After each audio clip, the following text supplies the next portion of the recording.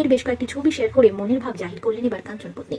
দেখতে দেখতে একটা বছর পার হয়ে গেল, আমি তো এখনো বিশ্বাসই করতে পারছি না যে সেই দিনে ক্লাস 9-এ পড়ে আমি তোমার সাথে আলাপ হয়েছিল। তারপর ধীরে ধীরে বন্ধুত্ব, গভীরতা আর বিশ্বাস নিয়ে বন্ধুত্বের হাত ধরতে ধরতে কখন যে 4 হাত এক হয়ে গেল আমি নিজেও বুঝতে পারিনি। আমি কিনা এক সময় বলতাম আমি বিয়ে করবো না কোনোদিনও, সেই মেয়ে একজন সন্তানের মা হয়ে গেলাম। তাই আমি ঈশ্বরকে ভালোবাসি, আমি ঈশ্বরের কাছে কৃতজ্ঞ। তুমি ছিলে এবং আছো বলে আমার জীবনটা এত সুন্দরভাবে সাজিয়ে দিয়েছো। তুমি ছিলে বলেই আমি কাঞ্চনের মতো মানুষকে আমার জীবন সঙ্গী হিসেবে পেয়েছি। অনেক শ্রদ্ধা, সম্মান ও ভালোবাসা কাঞ্চন তোমাকে। তুমি আমাকে যা সম্মান ভালোবাসা দিয়েছো হয়তো আমারটা কম হয়ে যাবে। আমি তোমাকে বিয়ে না করলে জানতেই পারতাম না, বুঝতেও পারতাম না এত সুন্দরভাবে ও জীবন কাটানো যায়, এত সুন্দরভাবে মাতৃত্বের আনন্দ উপভোগ করা যায়। তোমার ভালোবাসায় আমি আজ পরিপূর্ণ। শুধু একটাই কথা বলবো, আমার বিবাহ বার্ষিকীর বেস্ট গিফট তুমি আমায় উপহার হিসেবে দিয়ে দিয়েছো। পৃথিবীর যত দামি দামি উপহার আছে তাদের মূল্য হার মেনে যাবে আমার কাছে, কারণ আমি আমার জীবনের সবচেয়ে দামি উপহারটা তোমার কাছ থেকে পেয়েছি, সেটা হলো আমাদের কৃষ্ণী, যে কিনা আমার কাছে প্ল্যাটিনামের থেকেও বেশি দামি। তোমাদের ভালোবাসায় আমি এভাবেই বাঁচতে চাই। Love you মোম্মা।